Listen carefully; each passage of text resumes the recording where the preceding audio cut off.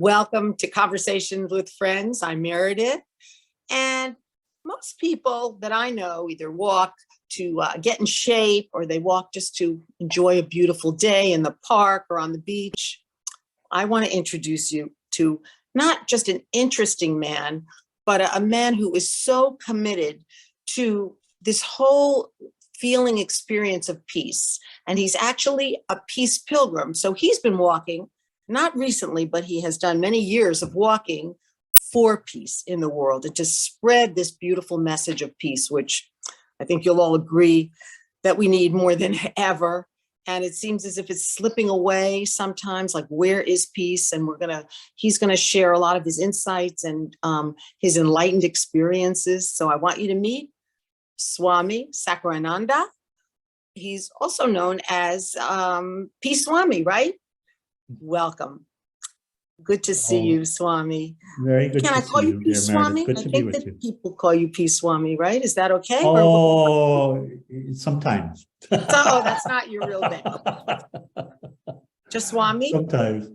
It's not about what I'm called. I just prefer that people know peace. Peace. Find the peace and live peacefully. This is really the mission that's being shared. So what they call me, I don't care. That's nice. Okay. Actually, I don't even want people to know me. I just want them to be. I'm going to show them something just so, because what you're talking about, you live it. Here is a book. And I'm looking for his name and I do not see it. And I think it's the first time I've ever seen a book that had no author on it. So obviously that was intentional, wasn't it? Well, there's a picture on the back. Oh, okay. Yeah, there is a lovely picture on the back. But I want to talk, of course, so, about your journey as a peace pilgrim. And that's not where it started, where your journey started, but maybe for people to understand this, because it's such a fascinating story. You were already on a spiritual journey and you had this idea, right? Was it a vision? Was it a feeling that you were going to walk for peace and walk for 3 years? So honestly, where it started was with suffering or ashanti and not being at peace. That's where it started. For me, there was no peace. There was a lot of excitement, thrilling at points, but there was a deep desire, a very deep interest in peace. Although try as hard as I could not find it. There was and is in the heart a longing to be happy.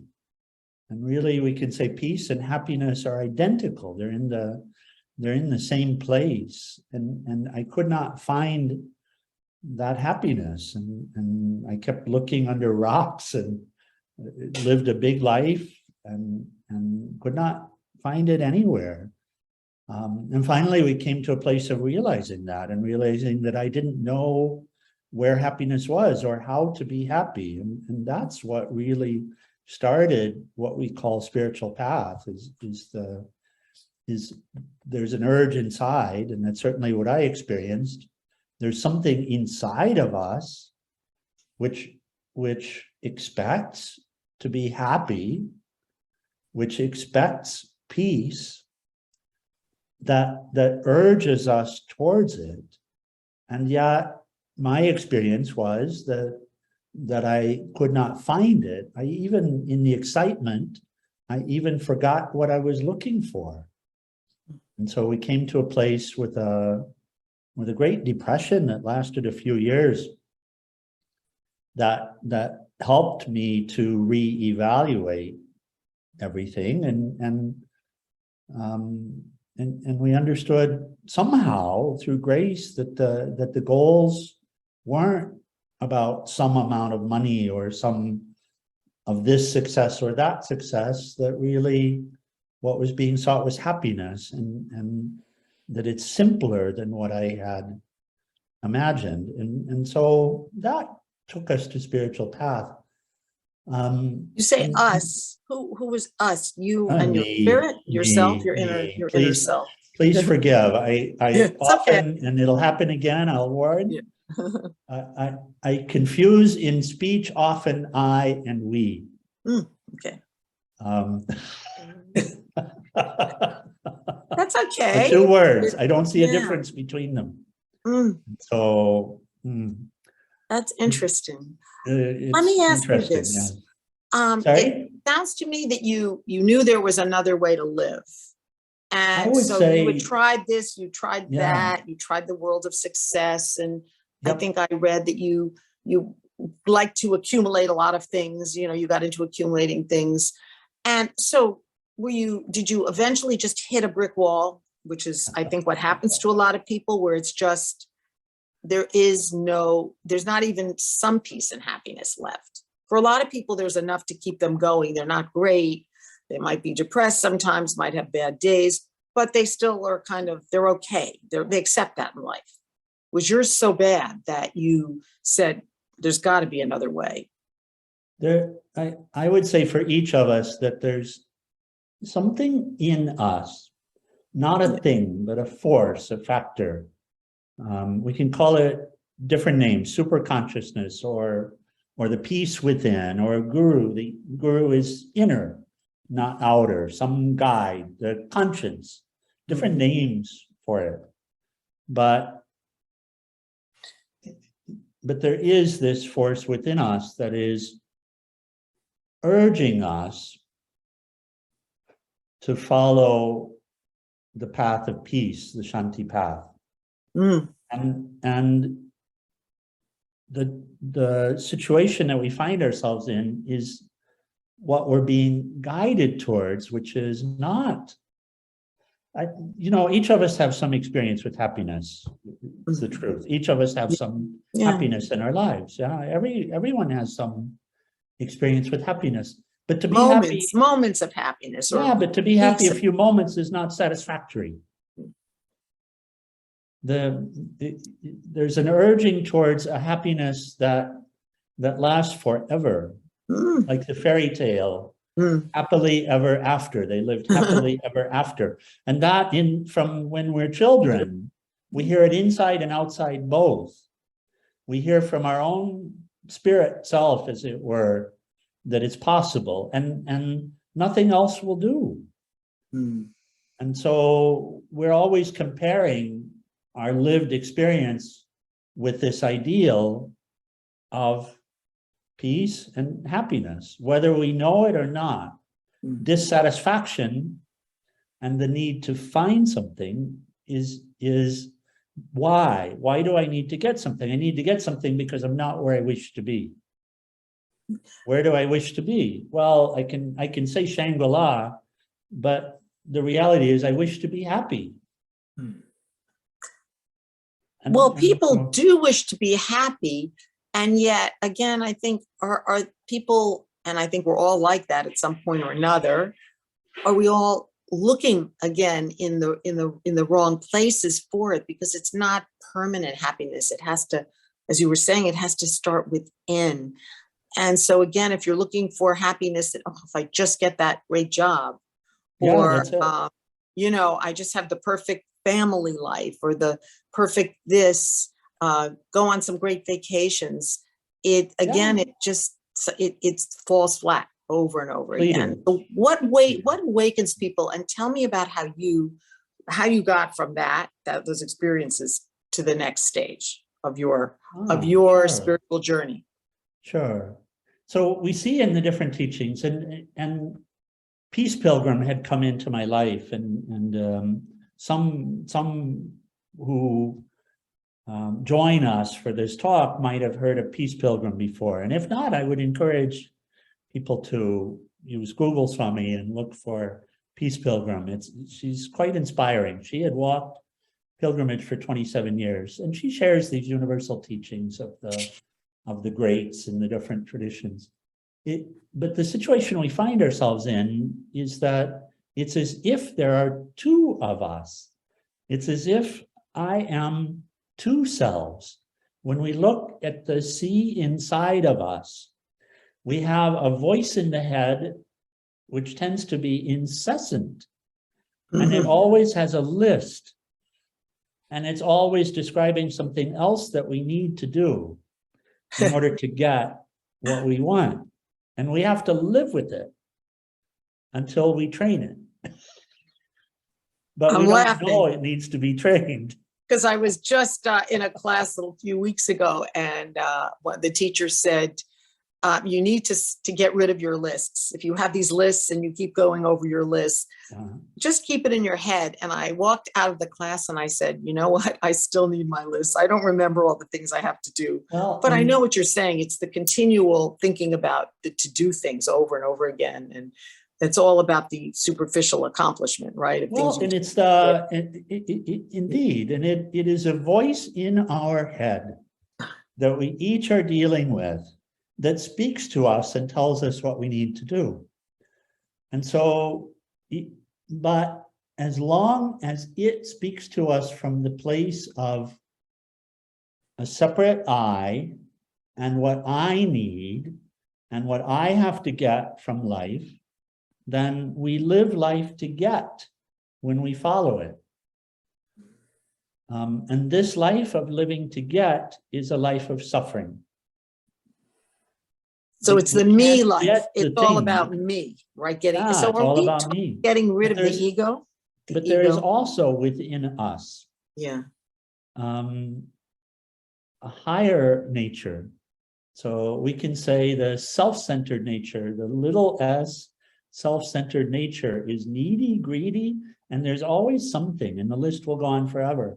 I don't mean the things we need to do in order to do our service in the world. I mean the things that I have to do in order to get that happiness, in order to get complete. I have to eat. And we deal with this factor that says, I need, I want, I, me, mine. I, me, mine was the last song that the Beatles recorded together. Mm. And and we live with this voice, and yet there is this still silent voice. We can call it the self-centered in the good of the whole, or the conscience, or the inner guru or inner teacher. And it guides us towards wholeness, completion, peace, happiness. Mm. The lower nature is looking to get, the higher nature is looking to give. And we see it in our lives. And it's part of the conundrum that we live in, which is, let's say that someone is doing something to us. They keep saying something, and they keep upsetting us, and they're getting it wrong, and we come to the conclusion that I just can't live around them. I can't be with them. I can't, that's it. I can't forgive them. They've done the unforgivable, and they can't be in my life anymore. We all have these experiences. And so we decide, okay, that's it. I'm not going to talk to them again. And yet there's something within us that says, let it go. When we see a piece of trash on the ground, there's something in us that urges us to pick it up. And at the same time, the voice in the head will say, I don't have time to do it. I might get something from it. So we live a life that's juxtaposed, and we go back and forth in this pleasure-seeking avoidance of pain. And it's not because we're stupid, not in that way. It's because the lower nature, our own lower nature, if it's not trained, if it's not made subservient to the higher nature, it's constantly in the plane of suffering. And so it leads us from one experience to the next, and no experience is ever fulfilling. We get happiness for a little bit. But the higher nature is wishing and asserting in order to use us for good, and in order to guide us to the peace and freedom which is within. There's the story, and I think many have heard it, the story in the Native American tradition where grandfather is talking with his grandson, and he's talking about these factors as if they were two wolves. And he says, there are two wolves they're fighting for your soul. And one of them is needy, greedy, and will make you suffer. And the other is centered in the good of the whole, and it will offer you freedom. And they're in a fight for your soul. It's a fight to the death. One or the other will win. And the child is very disturbed by this and says, grandfather, who's going to win? And the grandfather says, the one that you feed. Mm. The one that you feed. And so both of these are within us. And do we have a choice though? I mean, how do we, I'm thinking that I don't think I understood this for a long time in my life till I was later in life, but I was younger, but it wasn't at the beginning of my life. It took many years, and maybe the same as you were saying, you got into trouble, or, not physical trouble, but trouble emotionally. There were situations in my life and nothing really bad, but it took a long time until I ended up at the meditation center. And I started to learn, someone started to show me that there was another way. I don't think I had found that other way. I had little bits and pieces of this way of the good, of service, helping others, but it was still more about my life, my family, my kid. And so I think that that's kind of what happened to you eventually, right? You ended up at a spiritual center. It is. Yeah. It is. And the spirit is within us. In fact, the guide and the resonance, we reach a point eventually where the life of living together becomes very jarring. As we get older, we recognize one of two things. Either we get what we wanted and we discover that what we wanted is not really what we wanted, or we don't get it and we live a very frustrated life. Either way.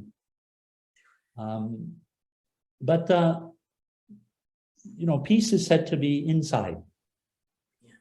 And it also can be lived outside, but really to truly be peaceful outside, one has to discover the peace that's inside. And this peace inside, it is an inner journey. And this is really the work. As I share, I lived a very unpeaceful life and very much at odds with peace, as it were. And the discovery that we share from here is, it was here all along. It was here all along. So I didn't know better. Right. Am I forgiven? Yeah, of course I'm forgiven for the, I didn't know, but. Right. You didn't know, you hadn't been given knowledge, but again, I think that you somehow, I don't know if you stumbled upon a place where you could begin to learn these things. Maybe it was read a book. Things happen to people that they get, would you say they get a wake-up call? Yes, I would say it's not stumbling, but it looked like it at the time. Yeah. So tell me a little bit about that, what you got into. And I know it's a whole Indian way of teaching from out of India. And that changed, that really was what changed your life, right? It's universal. It's universal. Peace Pilgrim, as I said, very much American. She never went to India. She didn't. There is this inner urge. There is, and this is why we find ourselves dissatisfied. If it weren't here, we would be fine with being happy every now and then. But there's something within us that won't accept that, that knows that there is more.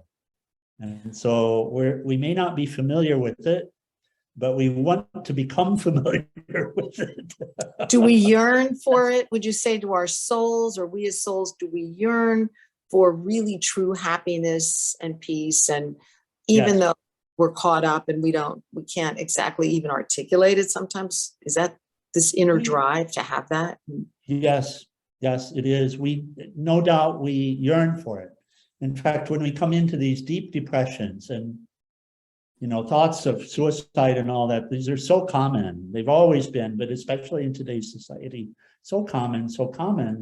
And why? Because still not being happy is not a satisfactory condition. Not being happy Mhm. is not satisfactory. Not being full, being incomplete is non-satisfactory. So this urge exists, but what we need that can come from the outside or it can come from inside is we need some inspiration that helps us to realize there is more to this life than met the eye. That what we're looking for is actually inside, and that it's possible to find it, to find where it is, to receive some guidances, which again can come from inside or outside, that helps us to live our life in a way that we discover it and flourish in it, and blossom like the rose. Or Beautiful. the beautiful example is, until this, we're very much living the caterpillar life, but we can come into the chrysalis intentionally. It doesn't happen by accident, but intentionally, and learn the ways of peace, and learn within us how to make different choices that support this transformation into the butterfly, into the happy being that we had imagined and wanted to be. No I'm seeing a longer butterfly feeling right now, separate and just a alone. beautiful butterfly. And I actually have one in the other room. I wish I could show it to you. Just I look at it Jai. every once in a while, and a butterfly is just such a beautiful, beautiful, would you say, creature. Yes. It's just beautiful. And isn't that what we really want to be? We want to be beautiful, beautiful spiritually. We want to be loving. We want to be caring. So what would you say it takes? I mean, what I have gotten from you over having met you before and seen you walk for peace, or known about your walk for peace across the country, for 3 years, I think you did. And then some, just driving around the country, bringing peace to people, bringing this message that you're giving now is this message of peace. What when people see you, and now you also are directing the Divine Grace Yoga Ashram, which is in Arizona. It's possibly going to be moving soon somewhere else. But when you give people the message of peace and they say, okay, I want it, I'm with you, what do you say they need to do next? Make a choice. So what we do our best to do, and really all of what we call teachers in the different traditions have experienced the gift within themselves, and they live to share it now. Having experienced it, and what we do our best to do is help people who are caught up in a state of suffering and are longing to get out of it. We do our best to help to experience that which is higher within themselves, to have an experience, to make a connection, to be able to relate to the connection and what they're connecting to. It's not about connecting to a name, but it's about connecting to what is higher within them, what is relatively much more real, what is lasting, what is peace, what is happiness, what is eternal life. To connect with it. And it is possible to connect. There are practices we can take that help us to connect. In simple ways, bringing peace into our lives, and learning to serve, or to give instead of getting. So we do our best to help to have the experience of, to have some comprehension that it is within. I see it is within. And then offer some of the guidance on how we can, through lifestyle, how we can find it within ourselves, how it can blossom, and how we can merge with it, as it were. It's a practice, isn't it? I mean, people have different practices. There's not one practice for everybody, but it's like exercise. You have to practice it a certain amount of times a week. You can't say, I want to be in shape. And, maybe once a year, go and exercise, is it, or once a month. it's really a daily or weekly, more than daily even. I mean, it's more than weekly or monthly. Yes, Weekly is okay. I think if a a person committed once a week, but just something that you do yes. that for peace, inner peace. Yes, what's required is to know that it exists, what I'm seeking, that it exists, to have some experience with it, to make a choice about bringing it into our lives. And we can say peace about bringing it into our lives. And that comes through practice. There's a little 2-minute video on YouTube that I will always recommend, and I can visualize it. A boy in India, he's probably 7, 8, 9 years old, something like that. And he looks at us and he says, what do you practice? What do you practice? Because whatever you practice, you become very, very good at. He said, do you practice joy in your life? Do you practice happiness in your life? Or do you practice anger? Or do you practice judgment? And he says, if you practice anger, you'll become very, very good at it. You'll become so good at it that when you board the airplane, the person across the aisle will have a much better seat than you. And how could they have been given that better seat? How did they deserve that? And the one of the factors that's necessary for us to understand is whatever we imbibe in within our thought world, we are that, we experience that, and we are that. So if we practice anger and someone does something and we practice getting angry, getting worked up about what they did, then we become more and more angry, and we experience anger everywhere. If we practice acceptance and forgiveness.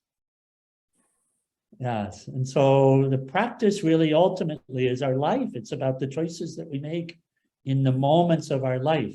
Things are always happening to us, and how do we choose to look at it? And there are aids, there are supports, there are meditation practices, mantras, all of these, many mystical aids, but the choice is what's most important. And at every moment, I think I could say, well, yes, I practice peace, but then if like you're saying, if suddenly I go and I get upset with someone and then I justify it and I say, well, that person deserved it.